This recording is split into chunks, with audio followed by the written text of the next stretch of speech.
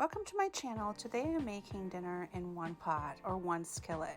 It's going to be chicken meatballs with orzo pasta. This is perfect for kids. It's a really easy recipe that you can make in about half an hour to 45 minutes. It doesn't take very long. It depends on how long it takes you to do the meatballs. But here's what I'm starting with. A plate to put the meatballs on and a small ice cream scoop, or you can use a tablespoon, and half a pound of Italian sausage and half a pound of ground chicken. These two are really good together. That's why the meatballs are so good. And then 2 cloves of garlic that I've minced, and 3 tablespoons of parsley, flat leaf parsley, 3 tablespoons of milk, and 2/3 of a cup of breadcrumbs, and then about half a cup of Parmesan cheese, and then 1 extra large egg. This is important, extra large. 1 teaspoon of salt, and then half a teaspoon of pepper. I need to get myself some more pepper. I'm running out, but it's a very easy recipe, and I'm going to start mixing everything together. And first the garlic. So it's basically, you just put this in a bowl, just add all of the ingredients to the meat and mix it up with a fork, and then make little meatballs out of it. Now the parsley after the garlic. It's super easy, and this is something that you can do on a weeknight. If you're not too tired, make some meatballs. The milk is going to help the meatballs become very soft, and the chicken also helps with this. These are much lighter meatballs than a beef meatball. And I'm holding some back with the breadcrumbs. See that I have 2/3 of a cup, but I like to wait. And now I'm using the Parmesan cheese. I like to wait and not add all of the breadcrumbs just to see what it feels like. This is a lot by feel. So 1 teaspoon of salt, and then about half a teaspoon of black pepper. And it's going to be easy to mix up. I like to beat up the egg a little bit. This is an extra large egg. So if you have a large, add 2, because it's going to give enough moisture to your dish. And I just add the egg at the end there, and then mix everything up with a fork. And you're trying not to compact the mixture. That's what you're trying to do. So you're going with the fork in there and getting everything mixed up. And the same thing, you're going to do that also when you're rolling the meatballs. Make sure you're not compacting them. There is kind of a feel that needs to happen when you're making meatballs at home. I have been making them for about 20 years, so I know how they need to look. I actually did not need the rest of the breadcrumbs that I kind of held back there. That's why it's better to add not enough and then have to add more than to put all of the breadcrumbs in and then you have a dry meatball. So that's why you're going to be careful with that. So if you think it's too soupy, add the rest of your breadcrumbs. That's why it's hard to give exact measurements. It's so much by how the mixture feels. So I'm just trying not to compact it with the fork too much, but you still want to get everything mixed in equally. What you can do also is to taste the meatball. The seasoning is great on these meatballs because I measured the salt and pepper. But you can also take a small piece, or make 1 meatball and fry up that 1 meatball and taste it and see how you like it. It should be to your taste. It has a great cheesy flavor because it's half a cup of Parmesan cheese to 1 pound of meat. So they're really flavorful, and the sausage always helps them to be very flavorful as well, because the sausage itself, the Italian sausage is seasoned. So it helps with the seasoning. So you can use sweet Italian sausage, or you can use hot Italian sausage. That's up to you. This is a great meal for little kids. They can help with rolling the meatballs. They can help with mixing up the orzo. So you fry the meatballs, they roll them up. And little kids love to do this. And it's a meal that they will actually eat because orzo pasta is delicious, and it looks like rice, but it's a pasta, so it's very soft once it's been cooked, and in this case a tomato broth. So that's great. And I'm just scooping up the meatball mixture here putting them all on a plate. I got about 20 out of 1 pound of meat.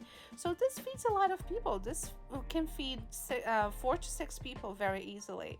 I'm rolling up my sleeves there and you can see my tan. We are at the beach actually. We have a summer home on Cape Cod in Massachusetts, and we are getting ready to go back to Florida, which is where we live.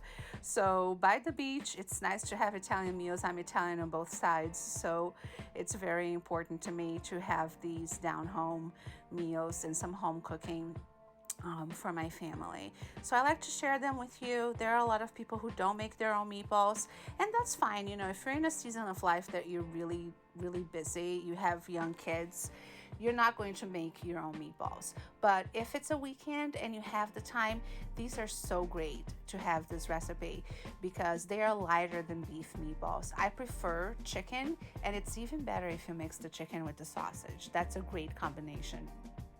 And you can also use these meatballs to make wedding soup if you've ever had Italian wedding soup.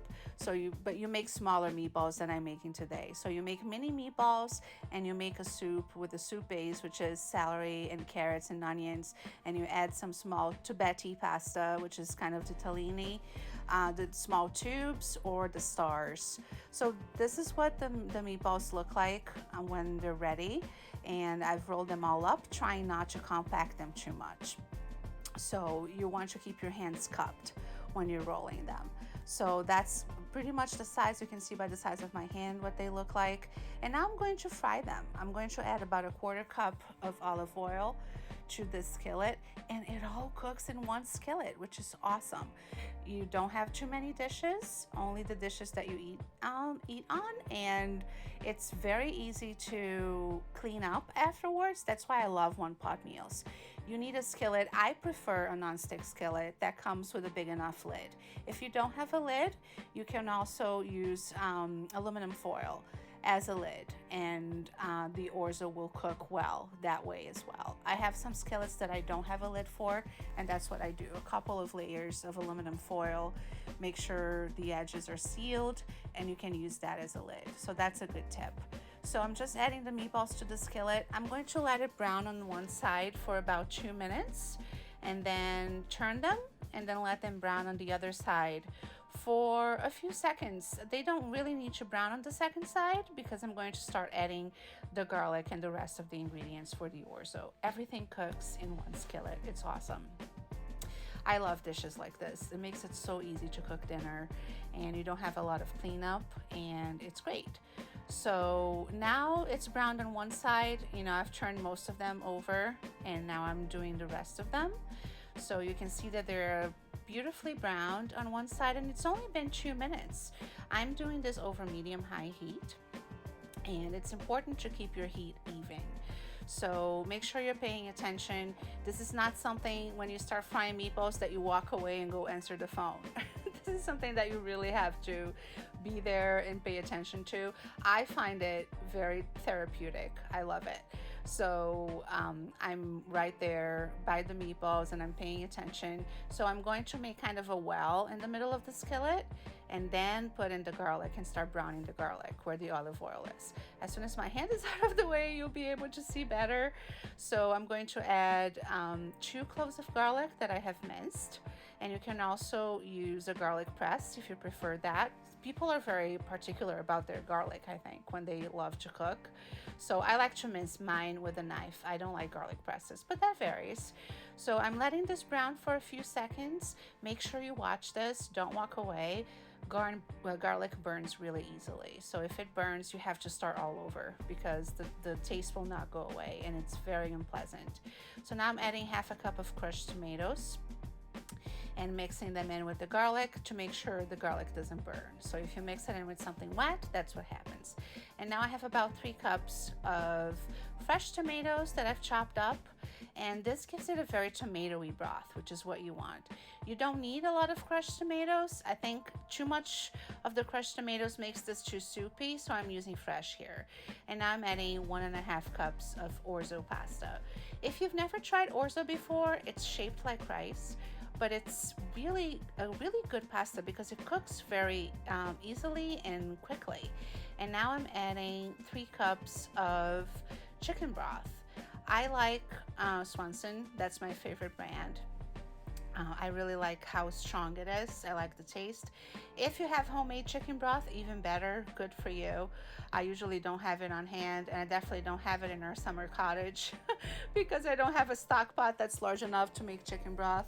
But now I am putting the heat on medium, and I'm going to let this come to a boil. And once it's come up to about boil, I'm going to cover it and let it cook for about 15 minutes.